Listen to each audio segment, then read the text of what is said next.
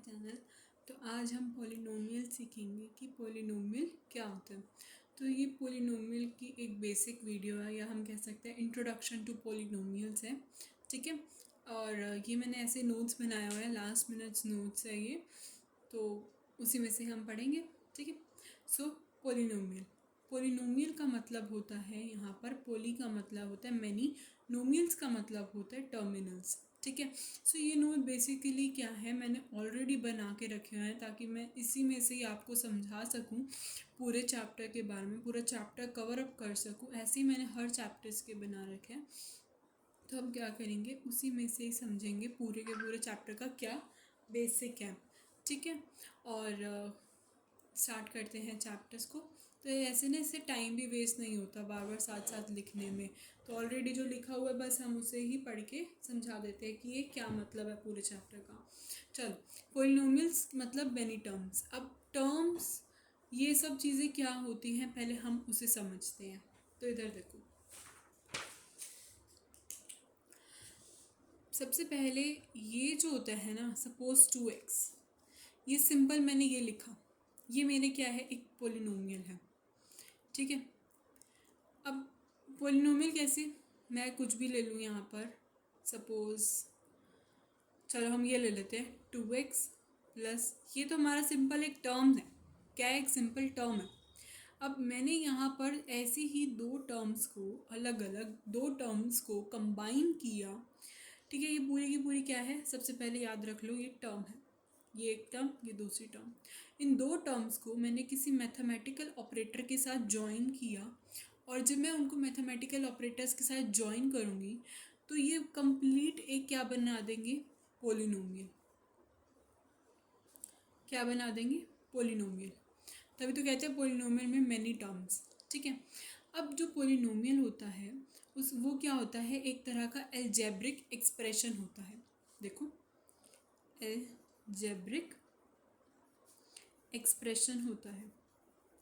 अब एक्सप्रेशन और इक्वेशन, ये दो वर्ड्स होते हैं। क्या, कौन कौन से वर्ड, एक्सप्रेशन एंड इक्वेशन।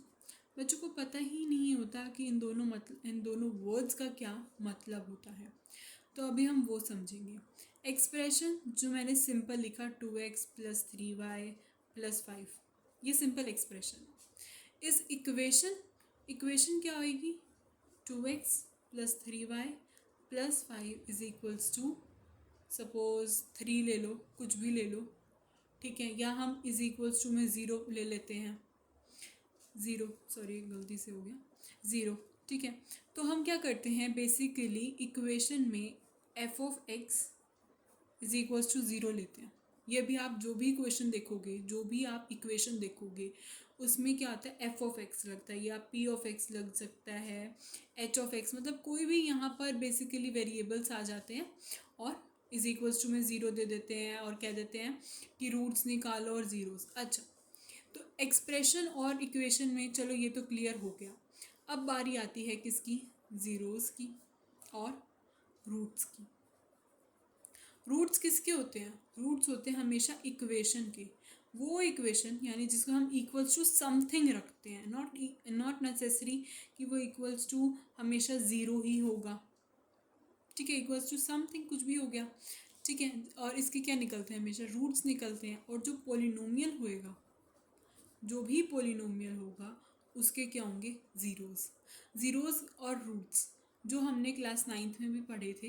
क्या होते हैं, x-2 और y+3 समथिंग, कुछ भी है, कुछ भी ऐसा है, या x+3 ले लेते हैं। ठीक है, तो इधर से ज़ीरोज़ क्या होंगे, ज़ीरोज़ ये रहे, x2 x3, ये ज़ीरोज़ होंगे पोलिनोमियल्स के। और अगर हम बात करेंगे रूट्स की, तो यही चीज़ क्या होंगी, इनके रूट्स बन जाएंगे। वैल्यू पुट करेंगे, ये जो वैल्यू पुट करेंगे हमें वो क्या देगा, इक्वल्स टू ज़ीरो देगा। तभी तो हम यहाँ पर एफ ऑफ एक्स ये सब चीज़ें ये लिखते हैं। तो रूट्स की वैल्यूज़ पुट करी जाती है, ज़ीरोज़ तो नॉर्मल है ज़ीरोज़, लेकिन रूट्स में वैल्यू पुट करने पे रिज़ल्ट ये मिलता है, ज़ीरो। ठीक है, सो आई होप ये समझ आया होगा बेसिकली क्या होता है। एक और चीज़, अगर ये टर्म है, टर्म का ये क्या है, वेरिएबल है, और ये वाला जो पार्ट है वो क्या है, कॉफिशिएंट। क्या है, कॉफिशिएंट। तो पूरा का पूरा मिलाकर ये क्या बनाता है, टर्म, और टर्म को मिलाकर हमारे क्या बनते हैं, पॉलिनोमियल्स। ठीक है, चलो ये समझ आ गया, आगे बढ़ते हैं, हम अपने नोट्स पे आ जाते हैं वापस। सो देखो, सबसे पहले पॉलिनोमियल दो दो टाइप्स में डिवाइडेड है। सो अब हम देखते हैं पॉलिनोमियल जो दो टाइप्स में डिवाइडेड है। सबसे पहला on the basis of terms, और दूसरा on the basis of degree. ठीक है, अगर हम बात करते हैं on the basis of term, तो सबसे पहला हमारे पास टाइप आता है मोनोमियल, दूसरा बाइनोमियल, तीसरा ट्राइनोमियल। मोनोमियल का मतलब होता है एक टर्म, बाइनोमियल का मतलब होता है दो टर्म। ठीक है, अब वो दो टर्म कौन सी, अब इधर वापस आ जाओ। मैंने लिया 2x प्लस 2x, मुझे मिलाकर क्या बना 4x। 4x मतलब जो सिंगल टर्म है, देखो सिंगल टर्म वाले, वन टर्म वाले मोनोमियल, टू टर्म वाले बाइनोमियल। ठीक है, लेकिन वो क्या होना चाहिए, अनलाइक। यहाँ पे क्या है कि दो टर्म ज़रूर है, लेकिन वो मिलाकर क्या बना रहे हैं, एक सिंगल टर्म बना रहे हैं। ठीक है, तो इसलिए ये क्या हो जाएगा, मोनोमियल। ठीक, और अगर मैंने ऐसे लिखा 2x प्लस 4y, तो ये क्या बना देगा, ये दो टर्म है, तो ये हो जाएगा बायनोमियल। वो अनलाइक टर्म होनी चाहिए, यहाँ पे y ले लिया, यहाँ x ले लिया, ज़रूरी नहीं है यहाँ भी x यहाँ भी x, नो। बायनोमियल के लिए दो अनलाइक। ट्राइनोमियल मीन्स तीन, तो तीन का मतलब होता है कि तीन अनलाइक। सपोज ऐसे 6y 3x 9z, तो ऐसे करके अलग अलग, ये होता है आपका ट्राइनोमियल। ठीक है, अब अगर हमारे पे दूसरे आते हैं on the basis of degree. Degree 1, देखो 2x की डिग्री क्या है, यहाँ पे 1 है। अगर मैंने यहाँ बात करती 2x 0, इसका सिंपली क्या मतलब है, 2 इंटू 1 मतलब 2। इधर देखो यही है। ठीक है, अब देखो मैंने कहा कि बताओ ये पॉलिनोमियल है, बच्चों ने कहा कि यस मैम ये पॉलिनोमियल है। मैंने कहा बताओ कैसे है, रीज़न नहीं पता। फिर मैंने किसी और से पूछा, मैंने कहा बताओ ये पॉलिनोमियल है। उसने कहा नहीं मैम ये पॉलिनोमियल नहीं है। फिर रीज़न पूछा तो रीज़न भी नहीं पता। हमें ऊपर ऊपर से तो पता होता है कि पॉलिनोमियल है या नहीं है, बट उसके बारे में नहीं पता होता। देखो पॉलिनोमियल है ये, ऑफ कोर्स पॉलिनोमियल है। इस पॉलिनोमियल पता कैसे चलता है, हम वेरिएबल की पावर को देखते हैं कि वो कैसी होनी चाहिए, होल नंबर। होल नंबर कहाँ से स्टार्ट होते हैं, they start from 0 to whatsoever infinity जो भी है। ठीक है, टू की कोई भी वो नहीं है, वेरिएबल नहीं है। ठीक है, हम खुद से लगा देते हैं 2 की पावर 2x की पावर 0।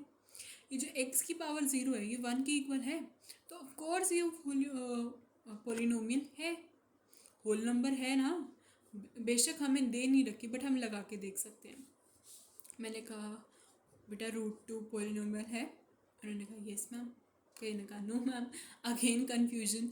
बट इस पे इम्प्लाई करो, क्या इम्प्लाइज हो इसमें x की पावर 0 लगा सकते हैं। हाँ ठीक है, ठीक है। अगर मैंने ये बोला कि 2 ये, अब ये बताओ यहाँ पर x की क्या है, x की क्या वैल्यू है, यहाँ x की वैल्यू आ जाएगी 1/2। x की क्या वैल्यू आ जाएगी, 1/2 आ जाएगी ना।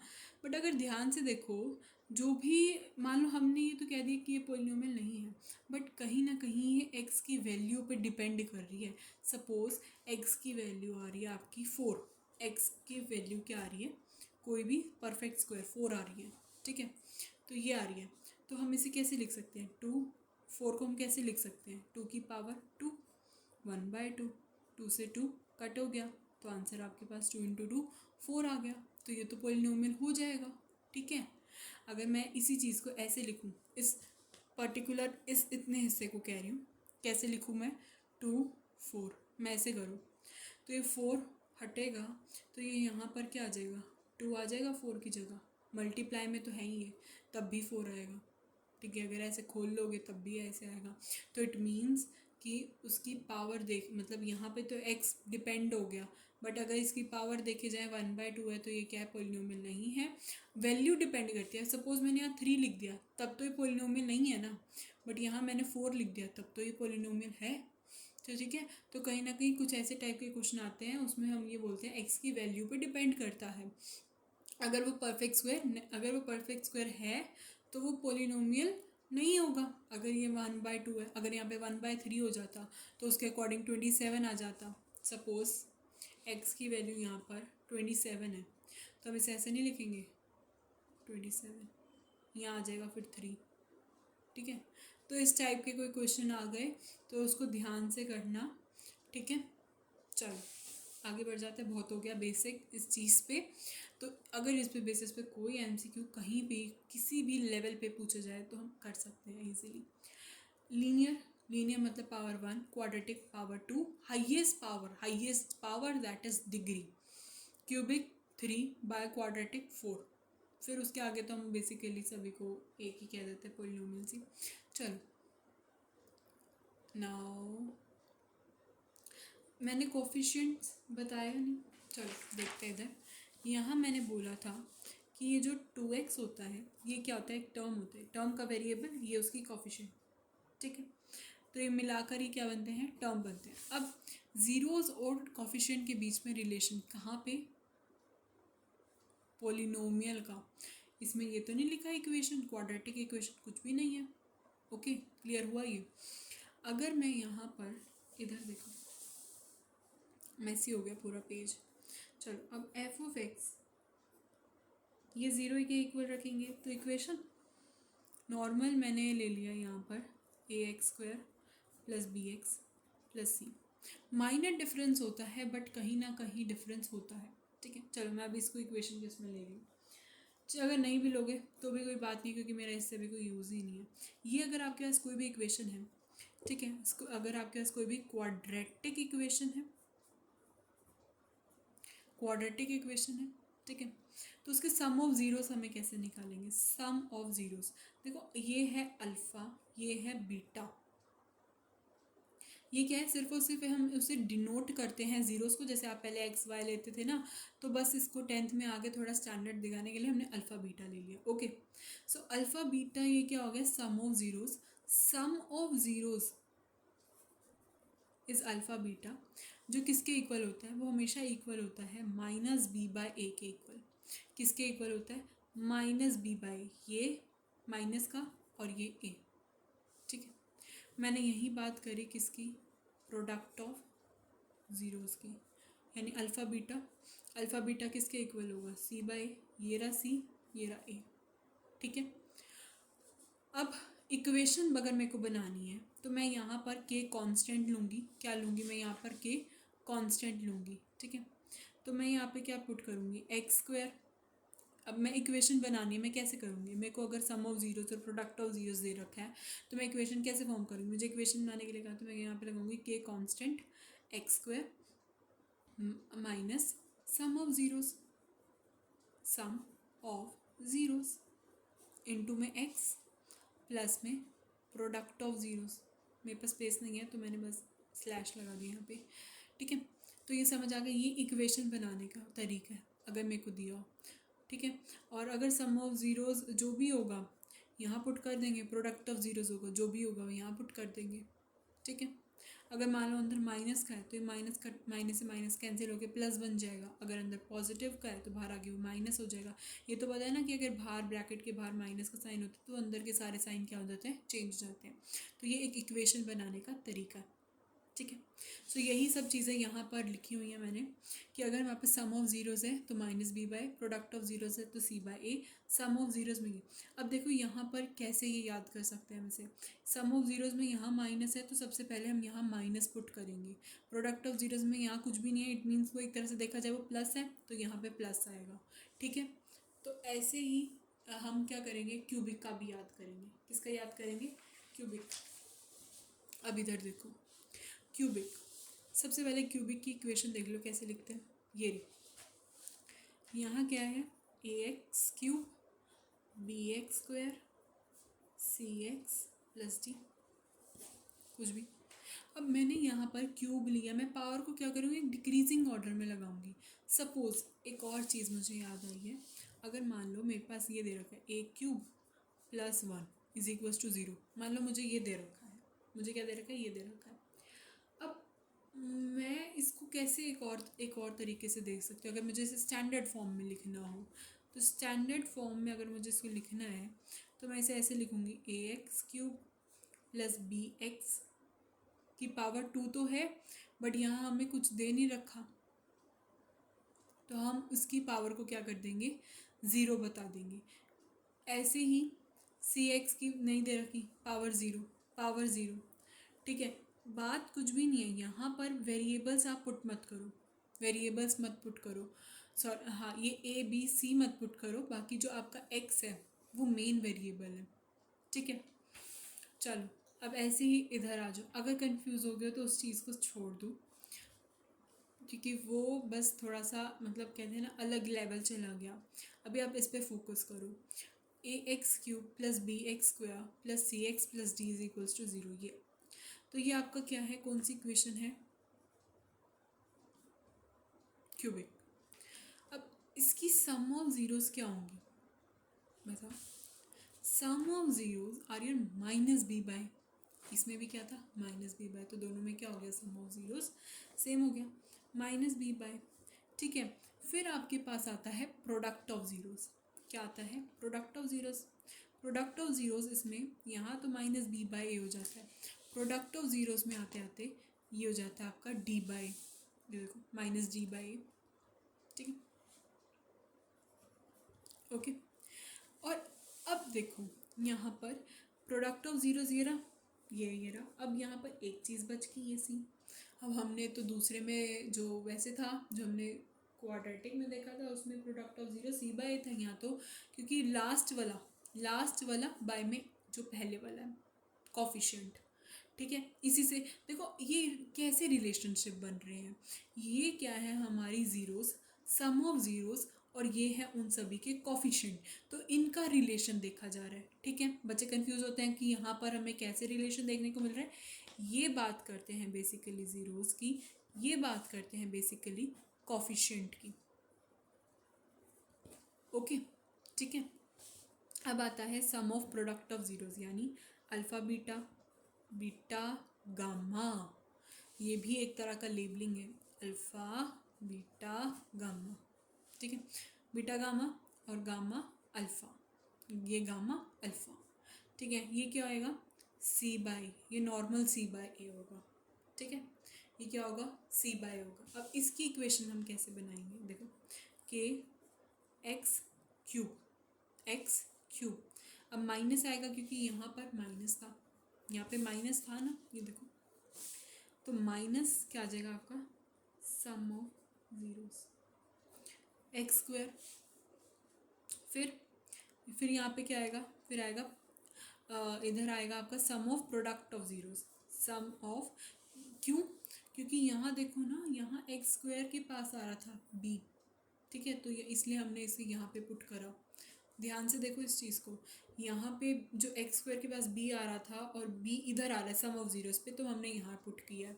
अब सम ऑफ प्रोडक्ट ऑफ ज़ीरोज़ सी, तो बी के बाद क्या आ रहा है सी, सी के बाद यहाँ पुट करेंगे सम ऑफ प्रोडक्ट ऑफ ज़ीरोज़, यानी उनका सम भी उन ज़ीरोज़ का प्रोडक्ट भी, किसके इक्वल है, सी के पास क्या है, एक्स है।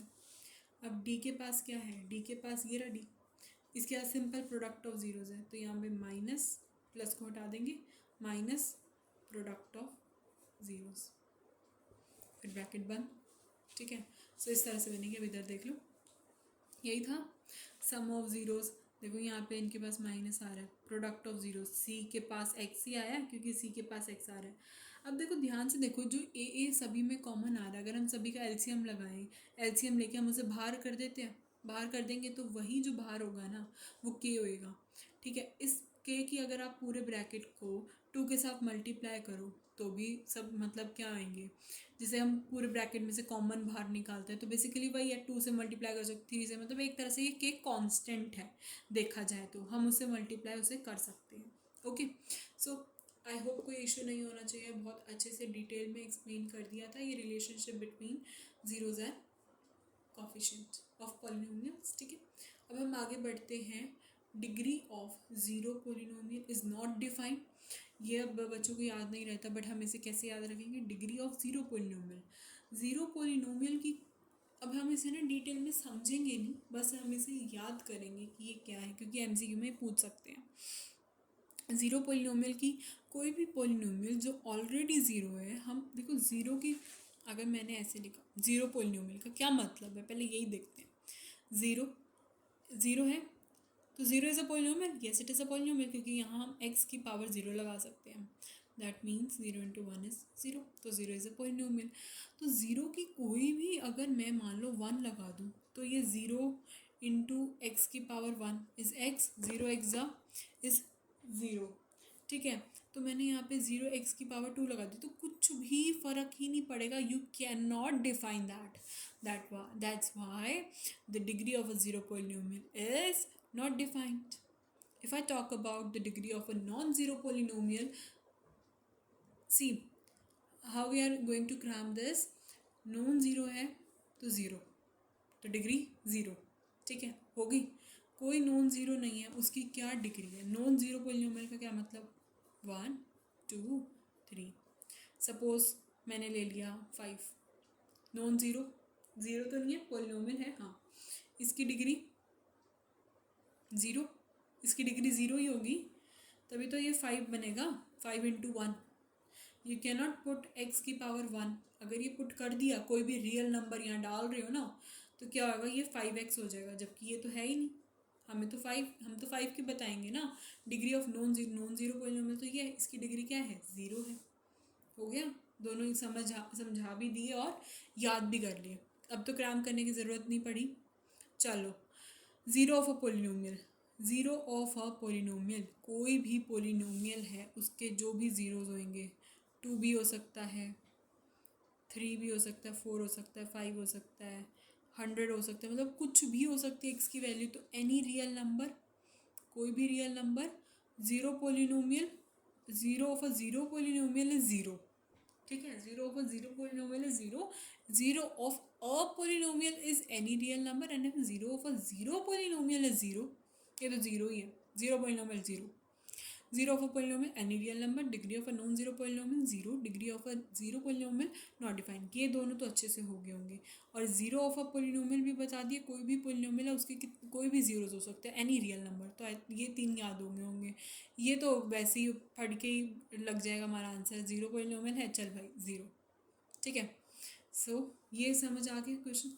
अब मैंने यहाँ पे कुछ ऐसे क्वेश्चंस लिखे हुए हैं जो मोस्ट इम्पॉर्टेंट है, बट वो हम क्या करेंगे, आने वाली वीडियोस में डिस्कस करेंगे। अभी इसके आगे हम आगे चैप्टर पे चढ़ते हैं। वैसे ये जो क्यूबिक वाला पार्ट है हमने समझ लिया है, बट ये आता नहीं है, शायद ये हमारे सिलेबस से कट है।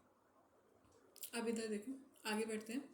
अब कुछ ऐसे क्वेश्चन आते हैं कि zeros are reciprocal of each other, कि दो ज़ीरोज़ हैं, वो क्या हैं? रेसिप्रोकल हैं एक दूसरे के।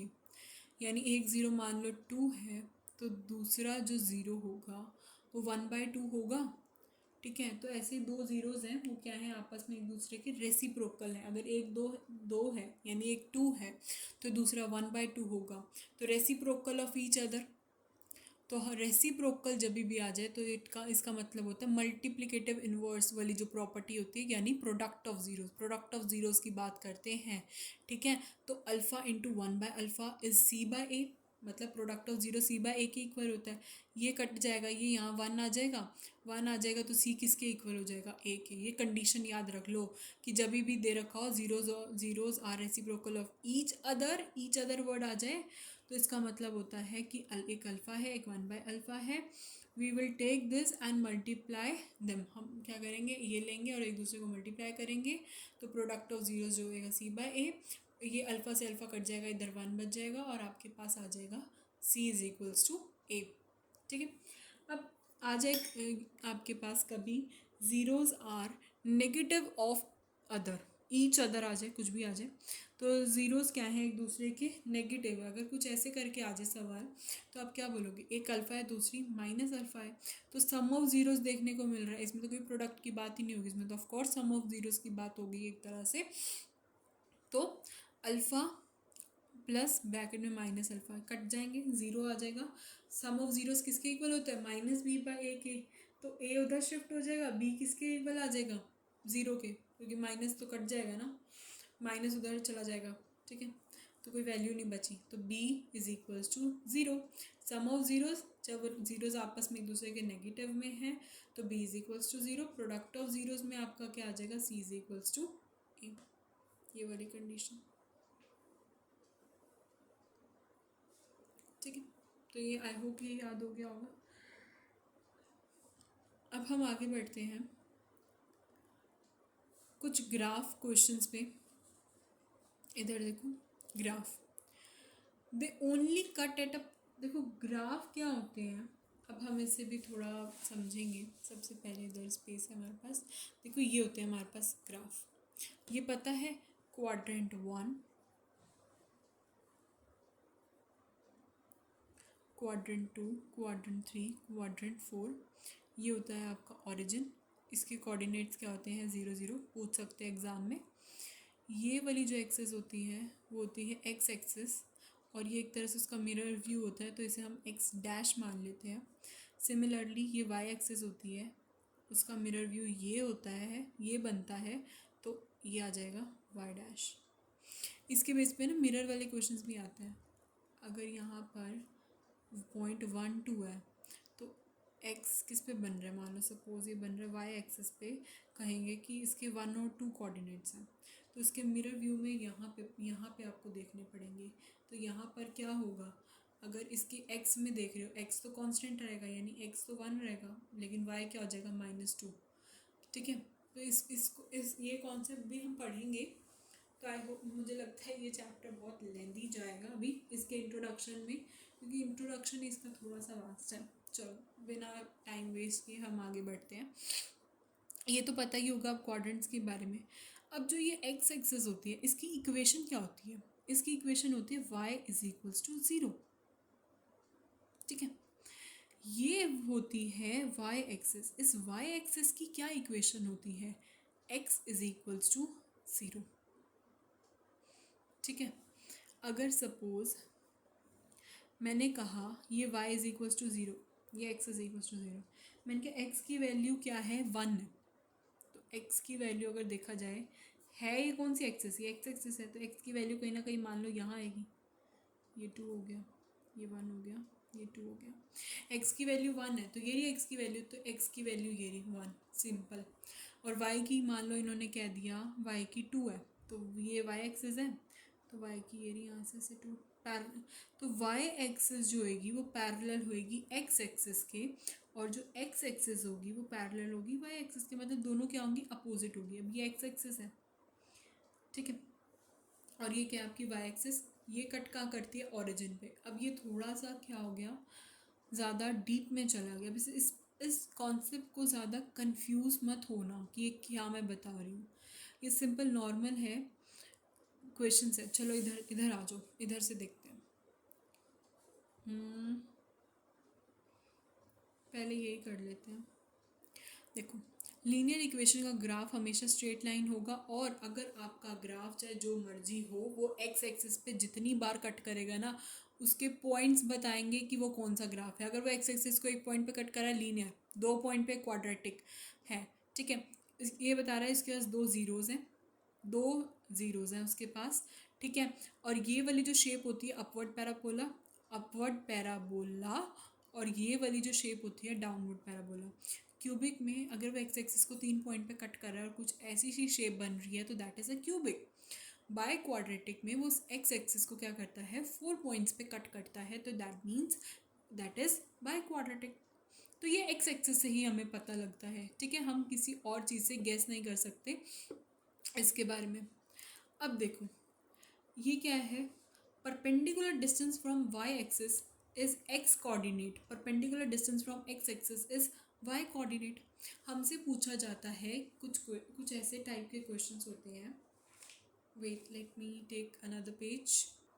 सो अब देखो, perpendicular distance from Y axis is X coordinate. अगर यहाँ मेरे पास ये कुछ ऐसा ग्राफ है और इसमें पूछ लिया परपेंडिकुलर डिस्टेंस बताओ, किससे, वाई एक्सिस से, वाई एक्सिस से परपेंडिकुलर डिस्टेंस का मतलब होता है आपका एक्स कोऑर्डिनेट। अच्छा, अब ये पता है ना कि हमारे पास सपोज यहाँ पर ये लिखा हुआ है 2,3।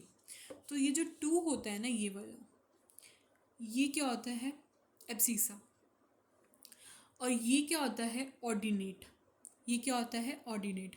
और दोनों को मिलाकर ये बताते हैं कोऑर्डिनेट। ठीक है, ये एब्सीसा यानी एक्स वाला, ये होता है ऑर्डिनेट यानी वाई, और दोनों ही क्या होते हैं? कोऑर्डिनेट्स होते हैं। ठीक है, ग्राफ के।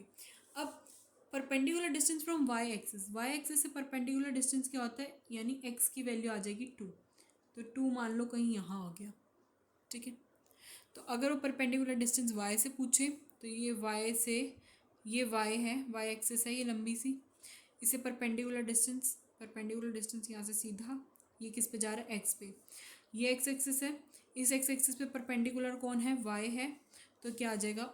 अगर परपेंडिकुलर डिस्टेंस पूछा जाए एक्स एक्सिस से तो वो वाई कोऑर्डिनेट मीन्स वो 3 मान लो कहीं यहाँ आ गया। ठीक है, तो ये भी एमसीक्यू पे बेसिस पे क्वेश्चन पूछा जाता है। ग्राफ वाले भी एमसीक्यू पे आ जाते हैं। और ये जो बताए मैंने ऊपर ये दो, ये आपके क्वेश्चन सॉल्व करने में भी आ जाते हैं और कभी कभार एमसीक्यू में कंडीशन पूछ लेते हैं इनकी। ठीक है, अच्छा चलो अब आगे बढ़ते हैं। अभी हमें इस चैप्टर थोड़ा सा, वैसे तो छोटा चैप्टर है बट इसके क्वेश्चंस जो है ना वो बहुत मतलब नेक्स्ट लेवल के हैं। तो हम जितने क्वेश्चन होंगे इसकी प्रैक्टिस करेंगे। ठीक है, तो अभी तो हम बेसिक ही करते हैं। खैर, अगर देखो ये लिखा हुआ आ जाए क्वेश्चन में, if zeros are reciprocal. Zeros क्या है? रेसिप्रोकल। ये नहीं बोला ऑफ ईच अदर, कुछ भी नहीं बोला। ज़ीरोज़ आर रेसिप्रोकल, ठीक है भाई, ज़ीरो रेसिप्रोकल है 1/अल्फ़ा 1/बीटा या 1/गामा, सो ऑन, कुछ भी ले सकते हैं। तो सम ऑफ ज़ीरोज़ में 1/अल्फ़ा प्लस 1/बीटा, प्रोडक्ट ऑफ ज़ीरो 1/अल्फ़ा इंटू 1/बीटा, यही बन जाएगा। ये क्या मिलेगा हमें? ये बन के ये बन जाएगा 1/अल्फ़ा बीटा। ठीक है, तो कोई प्रॉब्लम है इसमें? नहीं। ओके, तो ये अभी तक यहाँ तक का हमने जो चैप्टर किया है, ये है कि चैप्टर के अंदर बेसिकली है क्या, चैप्टर में क्वेश्चन कैसे आते हैं, इसमें से बहुत बेसिकली एमसीक्यूज आता है। तो एमसीक्यू पे ज़्यादा फोकस रखना। जो भी एमसीक्यू जहाँ से भी आता है मैंने वीडियो में बता दिए कि ये इस तरह से एमसीक्यू बन सकता है या जो भी है।